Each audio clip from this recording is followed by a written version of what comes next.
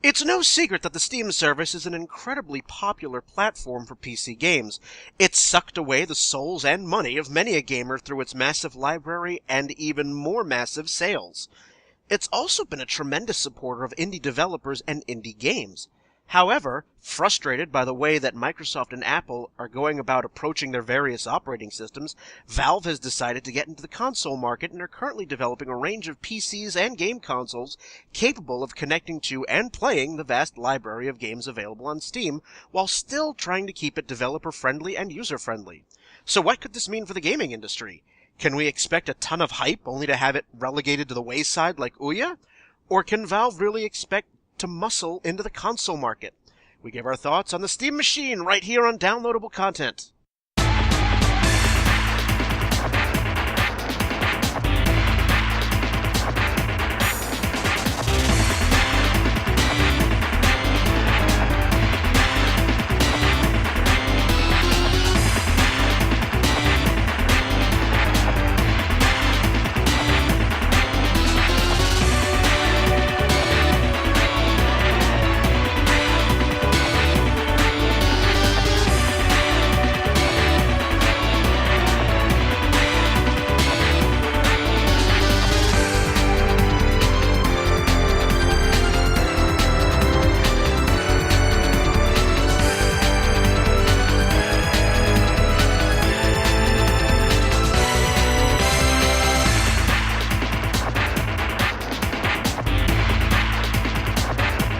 Hello everyone, welcome to Downloadable Content. I am Brian, and with me, we have a very special Joshie.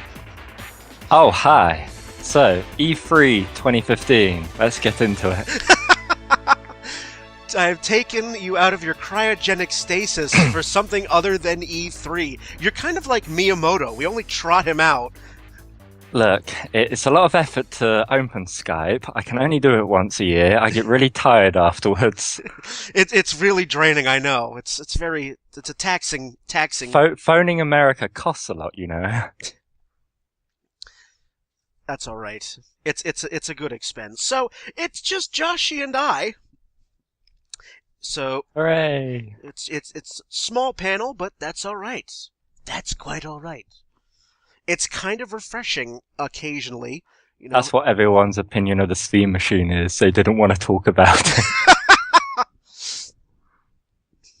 Well, you know, doing these episodes, and actually, you know, there's not a whole lot of out there yet on the Steam Machine, but what we do know is, you know, finally there's some substance. There was a lot of whispers and rumors by Valve, and you know, everybody thought that the Ouya was going to step right in. Did anybody really think that, though? Or was it a load of game journalists who just wanted to talk about it because Android consoles, that sounds like a thing?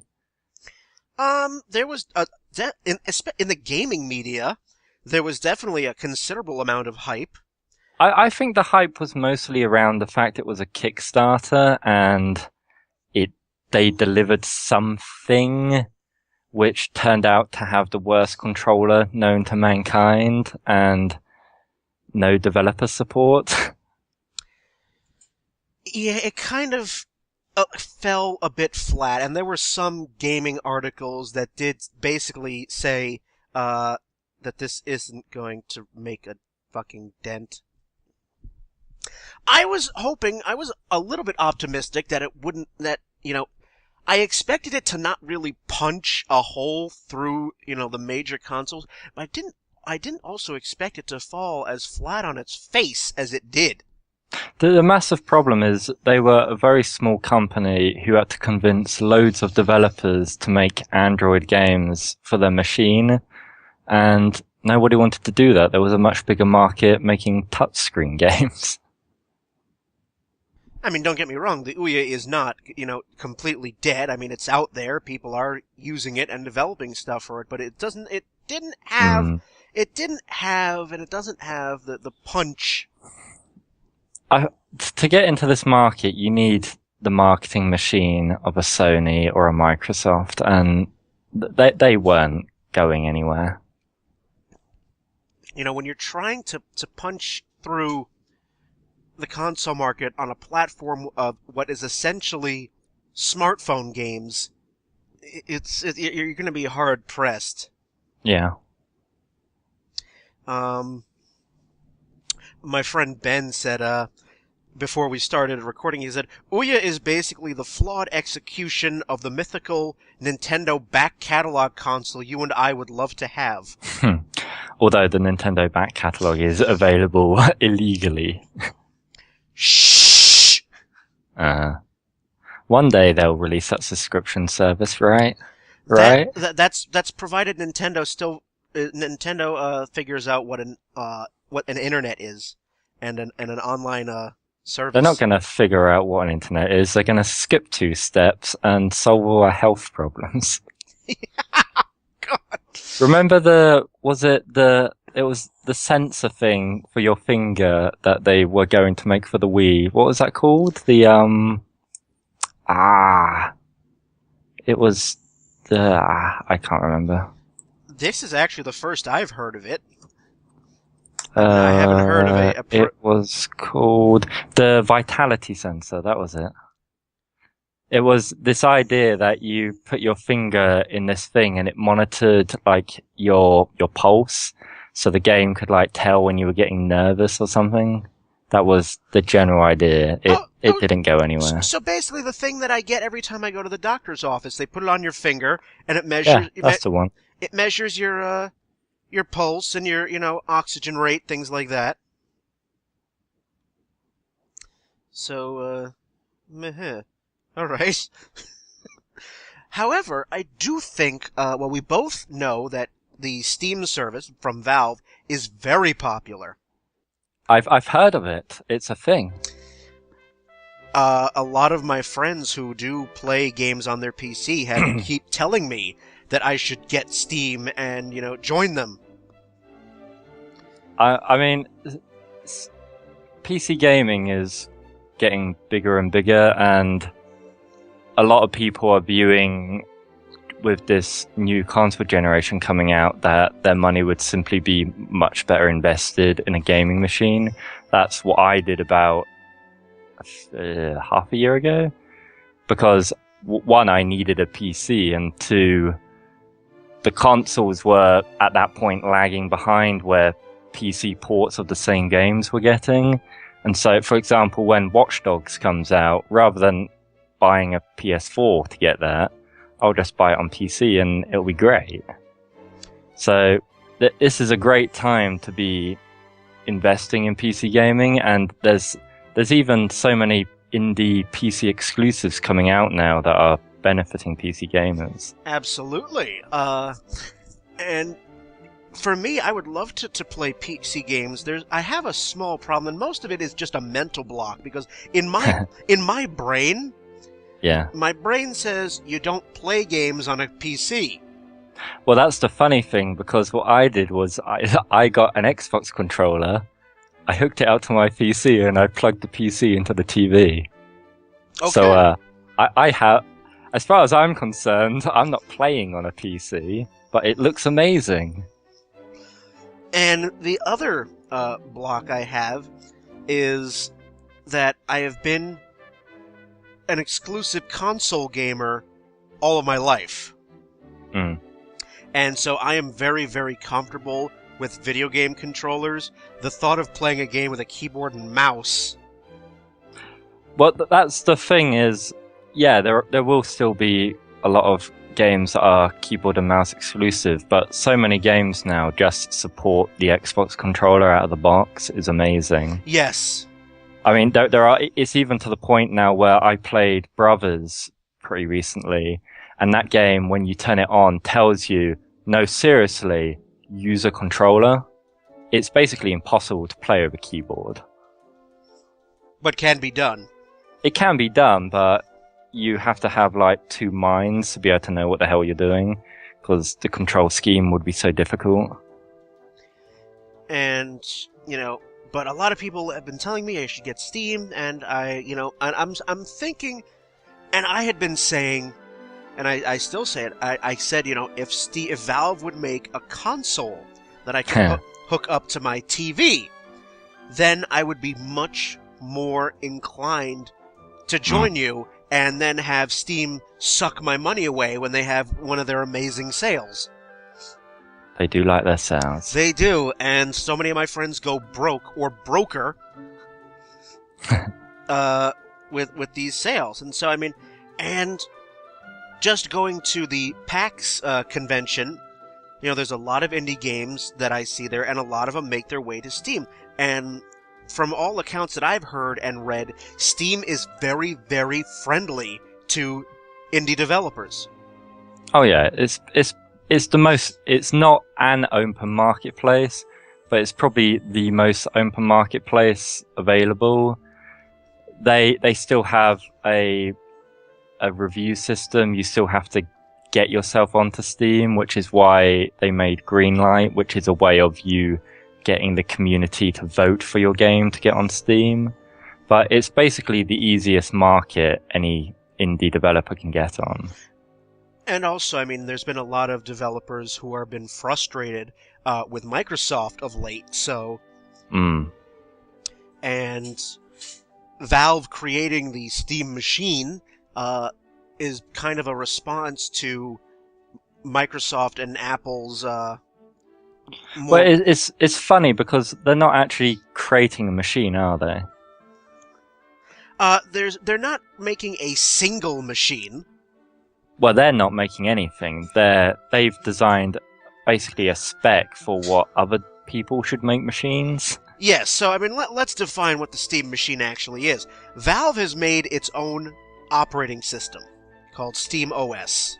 We'll get into an argument about that later. Yes, which is basically it's an open source Linux-based operating system, and it's capable of running pretty much all the games in the Steam catalog. And the Steam machine, per se, can be really anything. In early January at the Consumer Electronics show, there was an unveiling of a lot of different machines. A lot of them were custom. A lot of them were pretty much just amped up, glorified PCs. So some of them, it really looked like they'd just taken that year's PC and stuck a sticker on it. Yeah. Yeah, so there was a variety of machines, from actual PCs, dedicated PCs for this. Others were set-top boxes that are meant to be plugged into your TV. And, you know, they have a range of prices. And a bigger range of prices than I would have expected. It ranges from $500 to $6,000, $2,000. Yeah, $6,000 I saw. Okay, but there's the machines that I would presume the hardcore gamer would want, that could play all the real games. You're still paying $1,000, and for that price you could buy a Windows PC. Yeah, which has definitely led, when all of the various machines were unveiled. For example, I'll just name a few, like the Digital Storm Bolt 2. A fantastic name. Oh yes. Which is, they're asking for almost $2,600, which is really just a super high-end custom PC. It's certainly not going to compete with the PlayStation 4, is it? So, all of them have to be capable of running the Steam OS, and all of them are incredibly customizable. You could put Windows on it if you so desired. Sure. So the basic... What's happened here is Valve, for the many reasons that we'll get into in a bit, have decided they want to make this machine, and they've made a free operating system based on Linux. Yep. And they've told a load of manufacturers, or maybe paid a load of manufacturers, to come out with these boxes running SteamOS. And by virtue of it not having Windows, you in theory should be getting a discount because whenever you buy a PC, you're paying for that copy of Windows in the price. Right. So or Mac OS, depending on Sure. So that should in theory make them cheaper, although they don't seem to be cheaper. Yeah, and it's got a lot of diehard PC gamers up in arms. Yeah, so let's just get into it. There's major flaws in Valve's fantastic idea. So I could pay $1,000. Let's say I want to get into PC gaming, yeah? Or Brian, you want to get into PC gaming. You have $1,000 to spend, okay? Yep. So your options are you could go out and buy a PC from Dell, or you could go on Newegg and buy a load of parts and build a PC, or you could buy one of these Steam boxes. If you buy a Steam box, you're limited. You're saying, I want to get into gaming, PC gaming, but I don't want to play all the PC games. I want to play some of them, the ones that run on Linux, which is about 100 to 200 games, which are either made by Valve themselves, which are quality games, but there aren't many of them and most people have played them, or there's quite a lot of indie games that run on Linux, but it's still a small catalogue of games compared to the thousands of games Steam has. There is no Linux version of name your big shooter. There is no Linux version of Civilization 5 or Borderlands 2. It just doesn't exist. These big developers, they make Windows versions of their game. They sometimes make Mac versions. They never get to this world of Linux, which is where Valve want you to buy into. They want you to buy a machine that costs the same amount of money and plays less games. Yeah, I could certainly see where there's a flaw in their plan, because I mean, just from reading some of the articles about the various machines, it sounds like to get the full, be able to access the entire Steam catalog, you're basically going to need to, after you've already plunked down the money for one of these things, put Windows on it. Yeah, which defeats the point. Why did I buy one? There is such a bigger market of PCs, whether you buy a pre-made one or build it yourself, than there is in this 12 options of Steam machines. It's absurd that someone would choose that option. If you like their crazy Steam controller, you can buy that for your Windows PC. You don't need to buy a Steam machine. So this is the fundamental flaw Valve seem to have in their great plan to kill the console market with machines that cost twice as much, is they're making a machine that benefits them, but it doesn't benefit the consumer in any way. And with that, you know, they're in testing, they're in development, so I mean, a lot of this stuff may change. Sure, but I mean, the only way this can significantly change, though, is for Valve to convince developers to go to Linux. And they recently had a Steam developer conference. It was called Steam Dev Days, I think, okay, where there were basically two subjects of discussion in this whole developer conference, and they were, these are what Steam machines are, and have you heard of OpenGL? It's like ActiveX, but it works on Linux. So their entire motivation is they're trying to convince developers, but it's this catch-22 of developers aren't going to make Linux games unless people are on Linux, and people aren't going to go to Linux until there are games made by developers developing on Linux. According to Valve, with regard to their games and software, they say that games will be developed to run natively on Linux and SteamOS. Linux compatibility is already a feature offered through the Steamworks programming interface. And according to Paradox Interactive, all of their recent games that have been designed to work with Steam under Linux will also run under SteamOS without additional modifications. Well, sorry, carry on. However, Valve will not make games that are exclusive to SteamOS and has cautioned third-party developers against making games exclusive to it. I found that pretty curious because surely the biggest motivator that you could convince me to buy a Steam machine is if you released Half-Life 3 on it. You're not the only one. If that game even exists. Yes. So it makes me laugh that they say, you don't have to modify your game at all if it already works on Linux. You know why that is? It's because SteamOS isn't an operating system. It's a Linux operating system running Steam. They've rebranded it and stuck a sticker on it and said, we made an operating system. You didn't. You got a Linux distribution, you plunked Steam which already existed on it, and you put a configuration so that it boots straight into big picture mode. Basically. Players will also be able to stream games from regular PCs running Steam to Steam machines, allowing access to games that are native to Windows or OS X.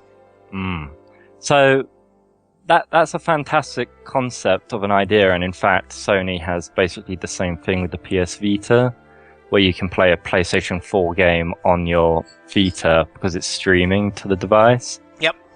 But the funny, it's technically it's a great idea. It's the concept that you buy like a tiny little box to go under your TV, and you have your big honking gaming rig in the other room, and the game streams to the tiny box on the TV, and then you play the game, and presumably that works well. But they haven't met my Wi-Fi router before. But the funny part of that is now you're trying to convince me to buy two devices? You want me to buy a Windows gaming rig for $1,000 and a streaming box for how much? Dollars. I mean, many dollars. The cheapest Steam machine they revealed was like $500. $500, yeah. So you're suggesting that I buy a streaming box for $500 in addition to the gaming rig? That's even more stupid. I'm thinking that this is a good idea in theory. It does start to sound that just buy a gaming PC and be done with it. Yeah, definitely. I mean, clearly Valve aren't crazy. They're not doing this. They don't. It's not that Valve don't see the flaws in this plan. I'm sure they know them all. The problem is that Valve is a private company run by a crazy person who loves knives, and they have a load of money, so they can throw money at ideas. And what they're actually trying to do is, this is clearly a long-term plan, and this is why, basically, what I'm trying to tell the people listening is, God forbid, don't buy one now, because this is Valve are thinking 5-10 years down the road, where they will have convinced everybody to make Linux games, and it will be a feasible platform, and the machines will be cheaper. So at that point, this idea makes much more sense. But to get there, they obviously have to start somewhere, and some poor sods are going to be beta testers for this whole concept, and they're going to waste a lot of money on it. Well, Alienware has already announced that they're planning to start selling consumer Steam machines in September of this year. Yeah. See, the amount of companies they've convinced to make these devices is really curious to me, because if this is a long-term plan, and to begin with these devices sell poorly, you're just going to upset a load of these companies like Alienware, and they're not going to want to build one in a few years? It's very weird. I would certainly, as I said earlier, I would love to be able to play Steam on my TV. Definitely. I would love to have a box that gives me access to the entire Steam library and play it on my TV with a console-like controller. That's what I'm the most familiar with. That's what I'm comfortable with. And it's a fantastic idea, and it's definitely Valve's goal. But to do that, you need a $300 or less box, and you need all the Steam games. And at this point, as I'm taking a look at some of the, some of these you cannot modify the hardware. No, the smallest ones will be like sealed boxes, basically. Yeah. I mean, obviously the PCs can be custom to whatever you want, but I imagine the smaller boxes aren't going to play the big first-person shooters. They're going to be pretty weak machines to begin with, so they're going to be focused at the streaming and the indie games. And I guess with the indie games, you have the advantage that they're not going to be able to play indie games in 5 years, because indie games will still be pretty shitty looking. So in that view, you've got the lower powered machines make the most sense, because the indie games are the ones that will be coming to Linux, because indie people do that. And it's not going to be the device that's going to be crap in 5 years. It will still play the indie games. And as we've already mentioned, that if these boxes that are meant to be hooked up to your TV, I'm not talking about the PCs, only have Linux, and if you cannot put Windows on it, you're cutting off your library. Yeah, it's a very weird thing. We haven't talked about why Valve wants to do this, which is probably the funniest part. So, basically, Valve was quite content with where they were. They made this online gaming store. Everybody puts their games in it. Nobody buys games from anyone else. Life was brilliant for Valve. And then Windows 8 came out, and they realized Microsoft hated them, and they made their own store, the Windows Store, and it's a closed ecosystem, and they made all this Metro bullshit, and clearly, and Microsoft have already given hints that Windows 9 is going to go further down this Windows 8 rabbit hole. They're not going to suddenly turn backwards. And if you think further down the line for Valve, if at some point the desktop in Windows goes away, Valve is screwed, because that's where all their customers are. That's where Steam is. So Valve desperately feel like the walls are coming in around them, having their primary marketplace on Windows. Yep. And clearly Linux is their escape of Microsoft's walls, but it's a very long-term plan. Yeah, and admittedly, with Windows 7 still being the operating system of choice, because I know very few... Oh yeah, Windows 8 is a disaster. Windows 8 is a complete disaster, so... But Microsoft won't turn around from that. They will slowly fix the problems over years, and eventually, for various reasons, people will have to give up Windows 7. It's like XP now. People are still on XP, but they're slowly giving it up. That's because Microsoft is forcing them to give it up by stopping support. Yes, they are dropping support, aren't they? Yes, that's pretty funny. There are some companies that are paying for longer support because they just can't move off it. I read somewhere that like all the ATMs in America run Windows XP. Most of them do, yes. Most of them do, and when Microsoft has announced they're stopping support for it, and like one of the biggest banks in the country, Bank of America, they were like, "Oh fuck." Yeah. The funny thing is, the banks reacted like Microsoft surprised them with this information. They've known for years. Yep. But didn't want to spend the money to upgrade. Of course not. It's very absurd. But the last thing I want to get a virus is the ATM.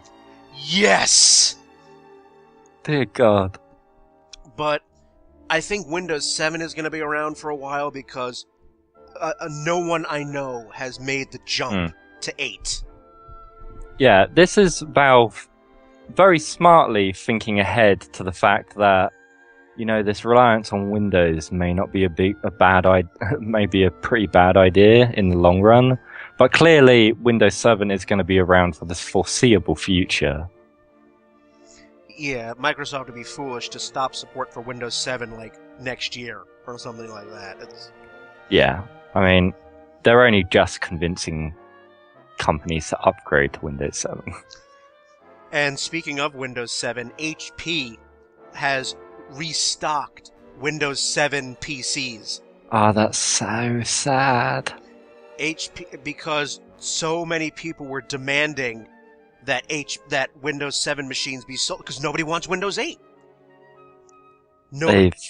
They've really fucked up royally. Nobody wants Windows 8.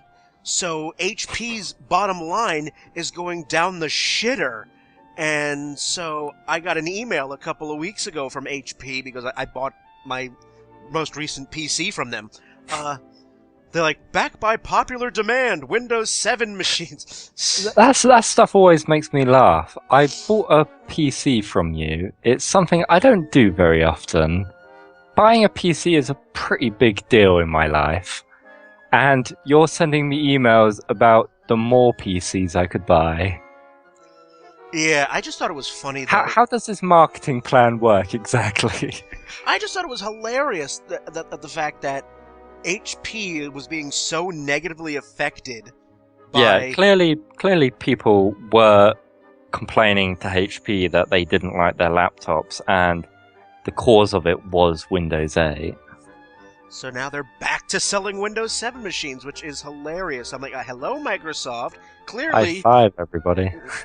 Yeah, clearly, Microsoft, you didn't think this through, because when you decided, let's take a tablet operating system and turn it into a desktop operating... Never mind. Yeah. That's another rant. That's a whole other story. So, going back to the Steam machine, what do you think of the controller idea? I saw... Have they updated their controller? Because they've changed it. Because the only one I saw looked like Darth Vader's head. So... There are two. So the first version of they at first they showed a concept of a controller which has never existed, to be clear. They had the two big features of the controller were they have these these circular pads that your thumbs go on rather than sticks. Mm-hmm. So if you imagine a trackpad but it's inclined like a crater, basically. So that's basically how they were proposing you use sticks rather than physical sticks. The benefit being that it would work well around games that were designed for a trackpad. So if you imagine Civilization 5, for example, where you're moving a mouse cursor around, these pads would be better for that kind of experience. Although apparently they're also pretty cool for playing regular shooters. So that was their first different concept about their controller. The second thing they had was a touch screen in the middle of the controller that would both be obviously touch sensitive, similar to Sony's controller, but also it would be a screen like your mobile phone. So a game could in theory display information similar, I guess, to the Wii U pad, but on a smaller screen. But so they came up with that concept, but then the actual controller they shipped to developers it's a beta controller. It's still in development, but it didn't have the touchscreen component. Basically, they were saying that part isn't ready, or it costs too much, or blah blah blah. We're still thinking about it. And then at Steam Dev Days, they released a picture of their redesigned controller, and it just eliminated the touchscreen. So what's it now? Like, is there anything in it? There's just a great big space, I think, there at the moment. The interesting thing I did find about the redesign, which I quite loudly complained about, and I'm glad they've changed, is so you've got like trigger buttons and stuff at the back. But you know how basically every controller has 4 face buttons. It's the A, B, X, Y, or the X square, circle, triangle. So their 4 face buttons on this original design with the touch screen were on either side of the touch screen. So if you imagine you have your going left to right, you have your left pad, 2 buttons on top of each other, the touch screen, another 2 buttons on top of each other, and then the right pad, which nobody seemed to pick up, but sounded like a terrible idea. Because if you just put your hands in the position of imagining how you control a regular controller, when you use the face buttons, you're taking your right thumb away from the right stick. That's how all games work. Yeah? Mm-hmm. So your right thumb is either touching the face buttons or on the right stick on any controller. They were proposing that for some buttons, you have to take your left thumb off the left stick. And some games, don't get me wrong, games do that. For example, on the 360 controller, you take your left thumb down to the D-pad. Yep. However, they don't do that for primary actions. They do it for, like, switching a menu option or changing weapon. Yeah, like a quick... They were proposing that... Exactly. It's like a quick shortcut rather than pausing the game or something. What this design was proposing was that you have your AB accessible by your right thumb, and the X and Y are accessible by your left thumb, which you're going to be taking your thumb off the left pad stick all the time to do that. It was crazy. Anyway, in the redesign, they completely changed it. It's now 4 buttons underneath the right stick, like any controller. Like everything else. Yeah, they reverted back to... Now, the only difference between that controller and any other controller is they have these pads instead of sticks, which still may be cool, and we may discover that it's way better than a traditional controller. But they definitely backed down a little bit from how crazy this controller was. Well, good. Well, good. Good for them. And to be clear, you will be able to buy that controller on its own, and you'll be able to use it on Windows with Steam games. So picking up that controller may be a pretty interesting thing. For example, for the people who just plug their Windows PCs into a TV, playing the games that haven't supported. So sorry, this is the other thing about this controller is they're coming up with this way where the community can build mappings for the controller. So the developer doesn't have to do anything to support the controller, whereas on the PC now, people have to support an Xbox controller. So with what Steam are working on, the community will be able to like vote up, this is the best mapping for Killzone 2 or whatever fucking game. Killzone is also a PlayStation game. So people will be able to make mappings and they will just work because the computer will think I'm using a keyboard. So the game doesn't know it's using a controller. So that may be pretty interesting for like playing Civilization on a TV where that game is clearly made for a mouse. Well, there we go. So we'll pause there. We'll take a break. And we shall come back after you have some music, and we'll continue talking about the Steam machines. Ooh. Not actually powered using actual Steam. I wish it was more steampunk looking than they are. Who knows? Somebody might design one that looks like that. Maybe. I want one made out of wood. Well, on that happy note, we'll cut to break, you'll have some music, and we shall be back. You're listening to Downloadable Content.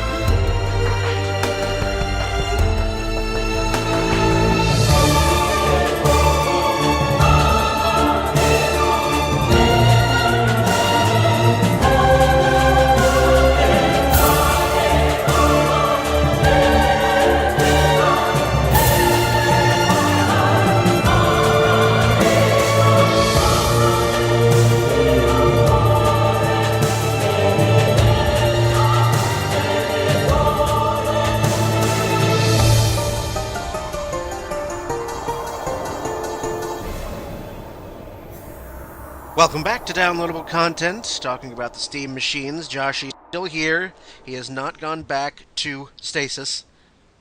Oh, hi. It's like, oh, yeah, right, of course. Oh shit, I'm doing a podcast. I know! It feels so wrong. It's February. It's out of season. Yeah. It's actually 1 a.m, so I'm Yes. barely awake. Yeah, don't worry. We'll be off with this soon enough, and then you can go to sleep. You Americans and your crazy time zones. Ooh!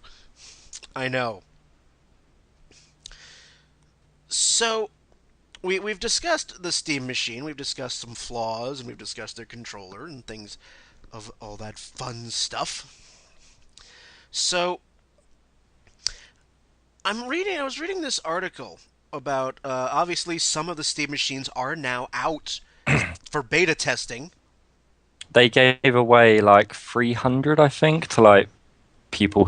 People entered a lottery, and some people were given one.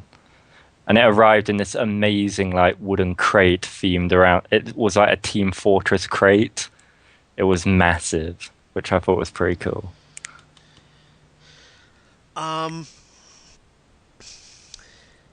So I was reading this blog about somebody who is testing the Steam machine.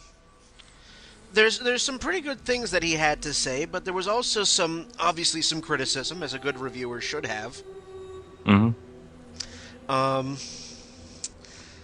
He was trying the in-game streaming, Right. like the streaming aspect from your PC to another device. Yep. In which this particular blogger, he set up his Steam machine, and he also set up his ancient MacBook. Ah, right. So he's streaming it to a laptop. Yep. And it worked very, very well. Hmm.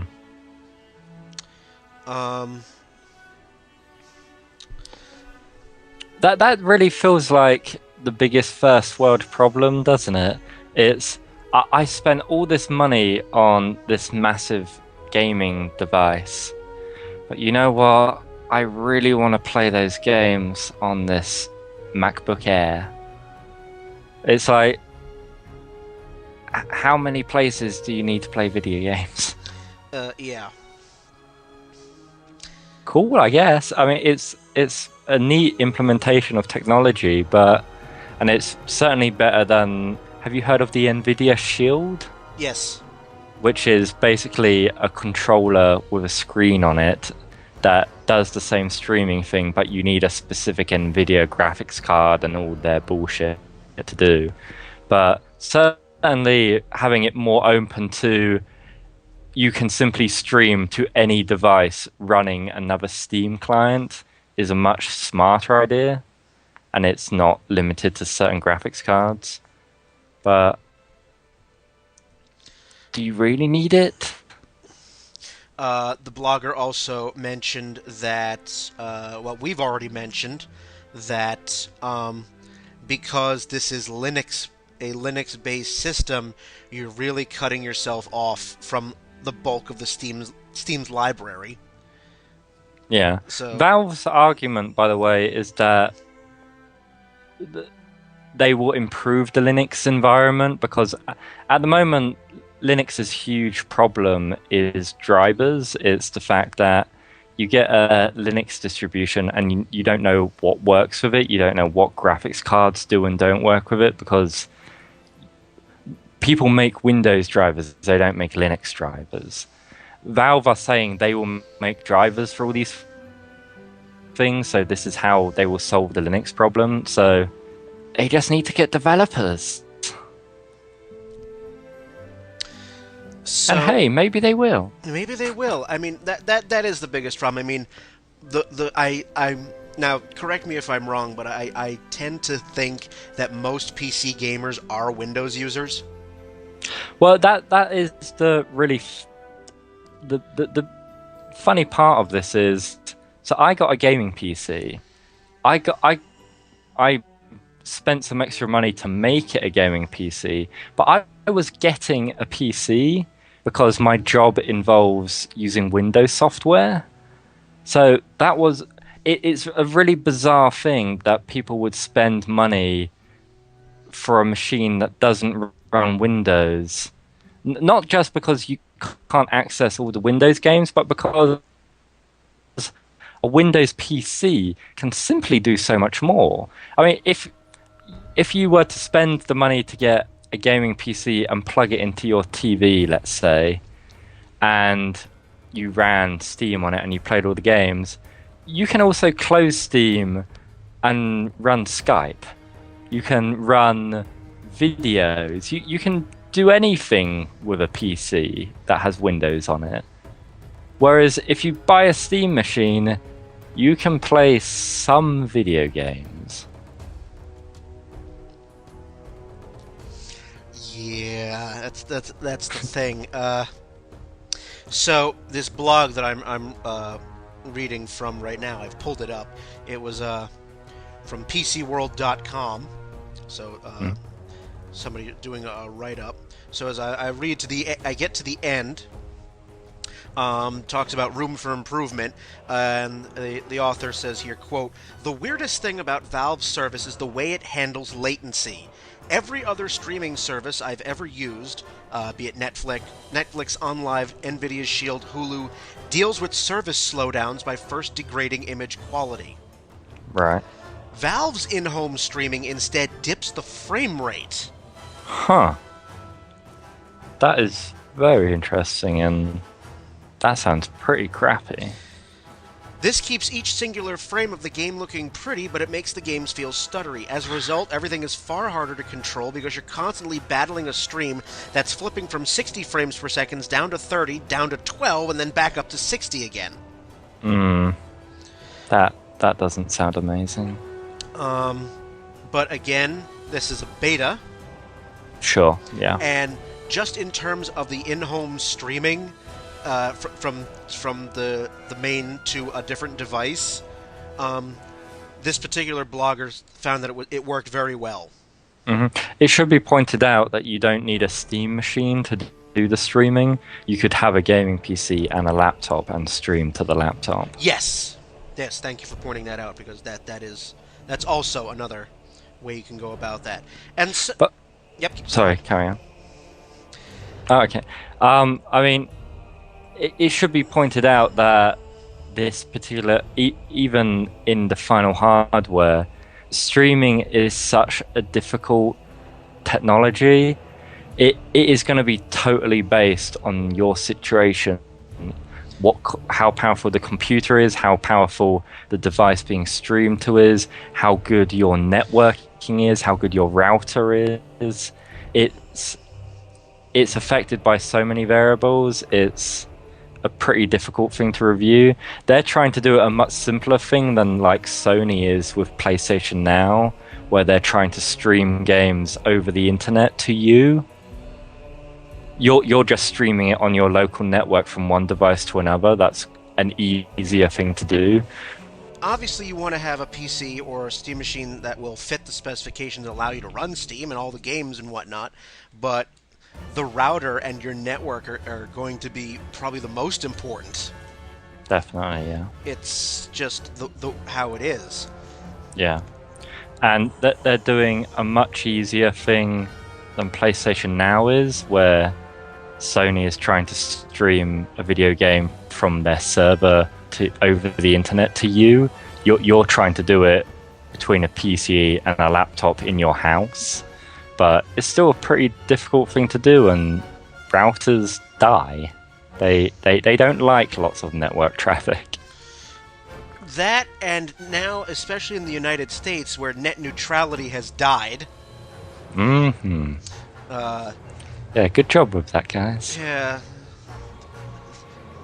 that's another whole separate rant. But as I'm reading... And you have loads of bandwidth caps, which amazes me. Oh, yes, because, the big companies like Time Warner and Verizon feel that they're not making enough money. Yeah. So like, with the PlayStation Now thing, How much bandwidth am I using to stream the game before it would have benefited me just to download it? Yeah, so, we'll see what happens with that. So this particular beta tester, basically what they had to say, their bottom line, so quoting again, Steam's in-home streaming technology isn't perfect yet, not even close, but you can see its potential to change the way people consume games. Hell, it's already changed the way I consume games. Last night I played a game from the comfort of my bed on a laptop. PC gaming has a reputation as a lonesome activity that chains people to their desk.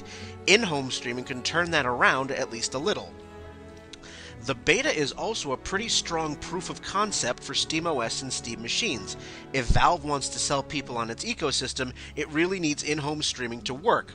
Well, congratulations, Valve, it does. It's not the optimal way to play these games just yet, and due to hardware lag, it may never be, but at least it's shaping up to be a viable alternative that will help Valve's Linux-based OS stand on its own terms. So, not a bad test from this particular reviewer, but again, the one major flaw with the Steam machine, if you're not using a dedicated PC, is the fact that your library of Steam games is incredibly diminished. Yeah, and so at the end of the day, we've been comparing somebody who would decide between a PC and a Steam machine, but the market is much bigger than that, and how are these machines going to compete against the consoles? And therein lies the fun. So, let me bring up the list of machines that were presented at the Consumer Electronics show in earlier this year in January, and see what we've got up with. Tell me what I should buy. What's my shopping list? Well, again, because nothing's out yet, all of these are subject to change. Some of these devices don't even have prices yet. Oh, good. No prices mean that's a high price, right? No price. That's what I learned in shops. If they don't list a price, you don't want to ask. You don't want to ask. But right now, from the ones that do have a price, there are 13 total machines, and they vary between $500 to $6,000. So, dropping $600. Okay, let's go right to the top. $6,000. Which one of you? What does that get me? Let's go right to the $6,000 one. Scrolling, endless scrolling. Aha! The $6,000 model, it's a PC. It's the Falcon. What? Yeah, Falcon Northwest Tiki. The PC itself isn't exactly. This is the description from Engadget.com, their review. The Falcon Northwest Tiki PC isn't exactly a newcomer, but the Steam Machine version certainly is. It's a direct replica of the currently available Tiki, albeit with SteamOS and a Steam controller packed in when it arrives later this year. In terms of specs, there's a pretty wide range, up to GTX Titan in terms of GPU, 6 terabytes of storage, and up to 16 gigabytes of RAM. If that weren't enough, the outside is emblazoned with the Planet on Fire imagery so much in Steam Machine marketing. So an extremely powerful PC. What are you going to do with 6 terabytes of storage? How many games do you need to be installed to fill 6 terabytes? I bet you all the Linux games currently available don't take up that space. And this particular machine has a range. It goes from $1,799 to $6,000. So it's basically who would buy anything for that price? I mean, I know people, spend quite a chunk of money on making their own custom PCs, but I'd have to imagine it'd be not that high. It is pretty difficult, having gone through the experience myself, to build a machine that can play all the current games and be pretty future-proof for a few years, it is pretty difficult to get over $1,500. Most people would spend about $1,000 on a gaming PC. It is so difficult to get higher than that. So why the hell this costs $6,000 and what's in it that you need? It's just, it is a joke. Then we have some middle of the road ones, like the Scan NC10. Scan's flat long Steam machine is a mix of high-end and low-end, and seems destined for mostly game streaming. 8 gigs of RAM and 500 gigs of hard drive space means you'll be able to do at least a modicum of gaming right on the device, but it's not a powerhouse. What's the price? $1,090. And for something that isn't a powerhouse, really?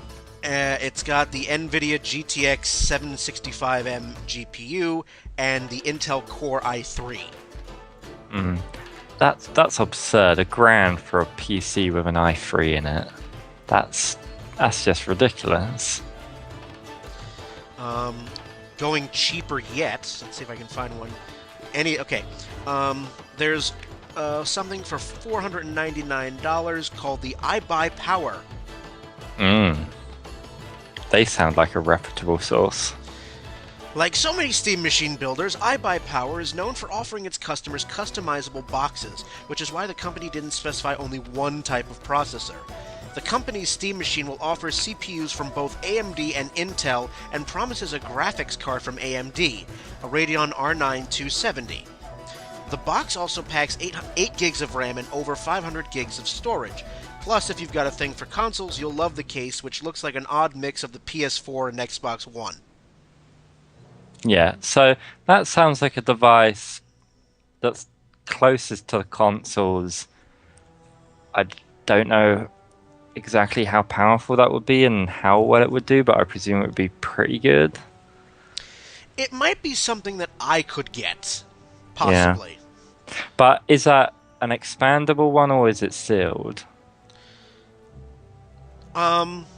Because this is the whole thing with a PC is no matter how much you spend your money on, whether you spend $500 or $2,000 on a PC, is you're investing in something that you can upgrade piece by piece later on. So when my PC can't play the hottest games anymore, I'll replace the graphics card for not very much money compared to the price of buying a new one. For a $500 device, it sounds like you're stuck with that device. There's another one in the $500 range called the Cyber Power PC. These are all from people nobody has heard of. Yeah. I'm looking at seeing, let's see, there's, we mentioned Alienware. Yeah. Price to be determined. Yeah. Sure. But it looks like most of these will have configurable hardware. Right. But are they configurable in that you can select on the website what you want in it, or are they configurable enough that you can change pieces later? That's the big question. I honestly do not know as of yet. Yeah. I'm sure some of these haven't even been decided.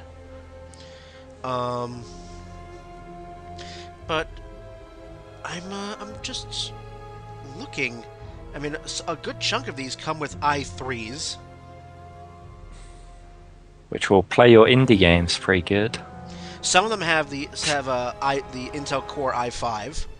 Yeah, I mean, i5 is what you want for gaming.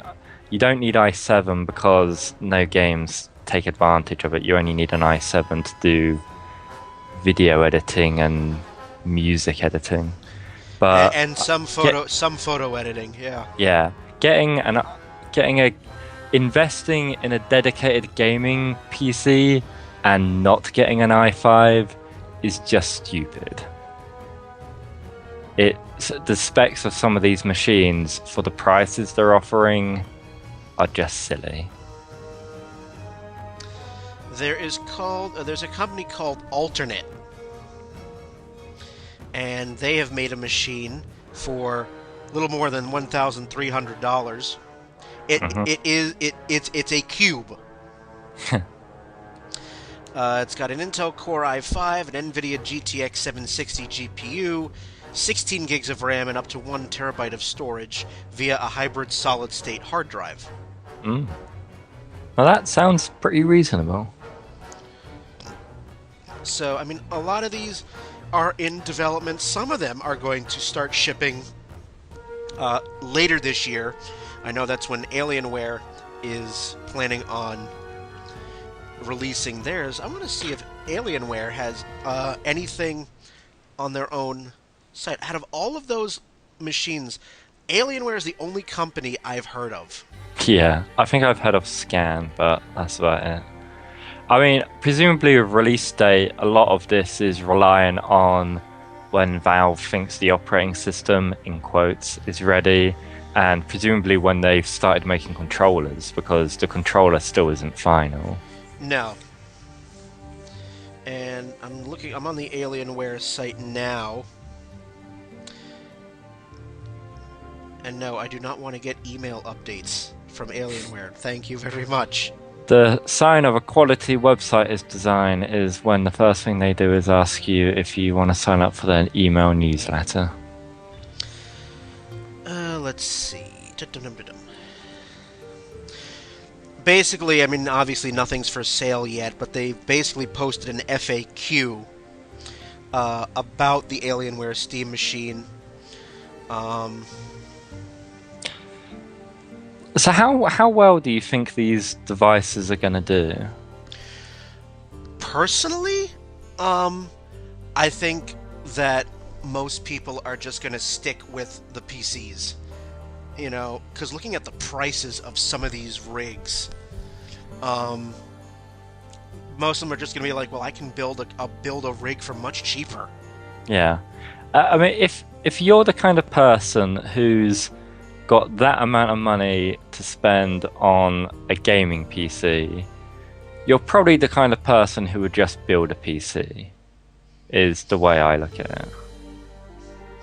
I can certainly see the appeal for some of the boxes, the not PCs, that might be decent sellers, but they're all priced at the same price or above an Xbox One. Right. So they need to be much more competitive to have a chance in the marketplace.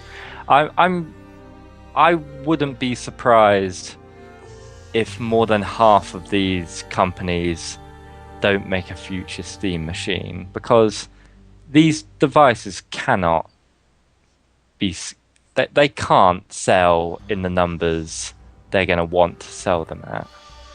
Absolutely. I mean, if just the initial price of entry is $500 minimum, that could definitely turn a lot of people off. And that thing about all of these machines only being able to play Linux, yeah, which is, you know, which might be fine for some people, but see, the Linux thing is solvable, but yes. I think what you need to do, this is the game plan, right? This is what Valve should do, is they should get somebody who can produce a $300, $350, let's say around that price. They need to produce a device. Let's make it one of those enclosed, non-upgradable, sits under your TV devices. $300 roughly in price, and you get it into Walmart. You get it into Best Buy.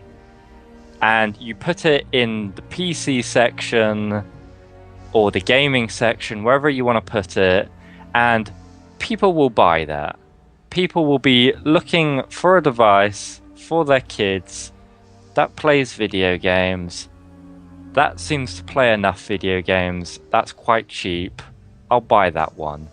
People will be simply tricked into buying a device that turns out it runs Linux. And they won't know they don't have access to the whole Steam library. The kid will probably find out at some point and not be that impressed. But when it doesn't run Call of Duty... But that is how you get it into the marketplace, is you need to price this at a point where people just buy it. They don't know what it is, but it gets purchased. And once those people exist, developers will flock to the thing. They will start making Linux games for everything. But they need to get to that price, and none of these devices are anywhere near a reasonable price. No, and again, you can build a comparable or better gaming PC for far less than what some of these are asking for. Yeah, and even the people who don't know how to build a PC, the parents, they will either buy some crappy Dell to do their homework on that will play some video games, or they will buy a PS3. So, for people like myself who are straight console gamers that would like to get into the Steam frenzy, yeah, frankly, at the moment, you're better off where you are now, or waiting a while, or plunking down the money for a real PC.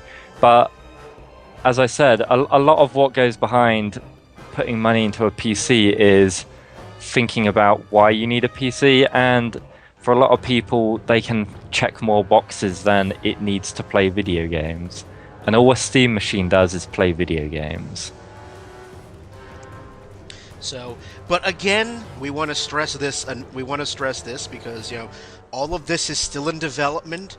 All subject to change. All of this is still in beta, and there's still we're not going to start seeing the first machines until later this year, looking into autumn, and even that is subject to change. So a lot of this is speculative.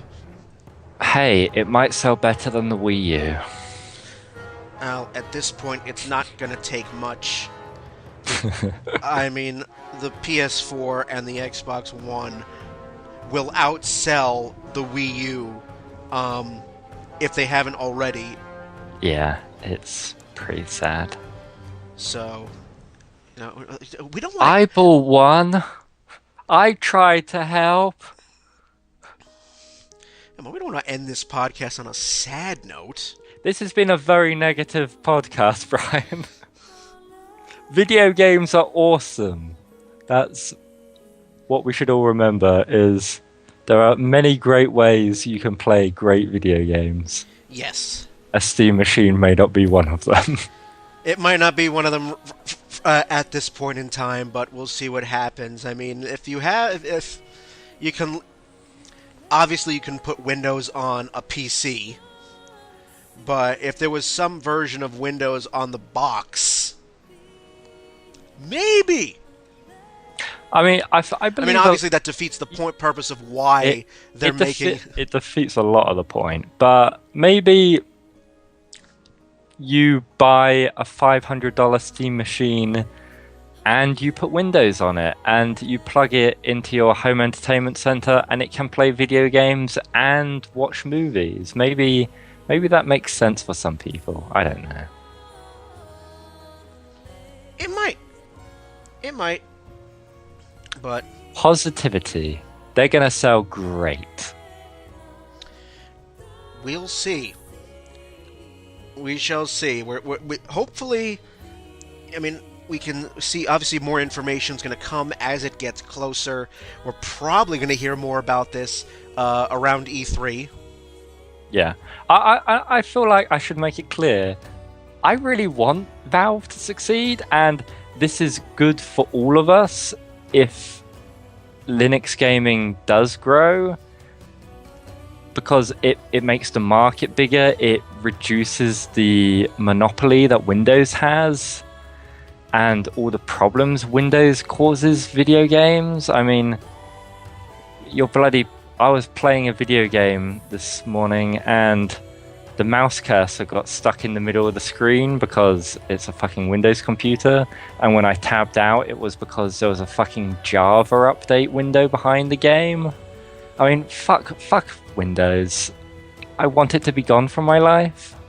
So, come on, Valve. You can do it. Positivity. And if not, they will destroy you.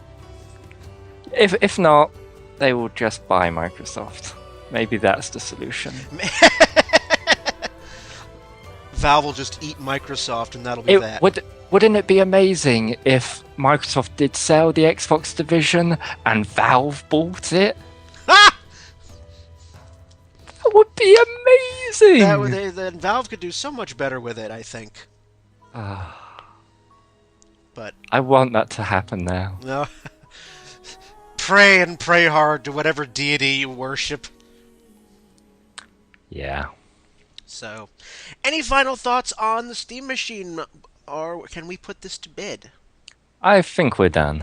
All right, well, before we say farewell, if you have any questions, comments, thoughts, opinions on this episode, or any other episode of Downloadable Content, you can get in touch with us for a variety of ways.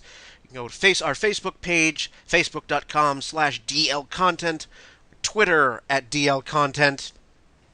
We have a Tumblr now, dlcpodcast.tumblr.com. Oh, look at you. I know, moving up in the world.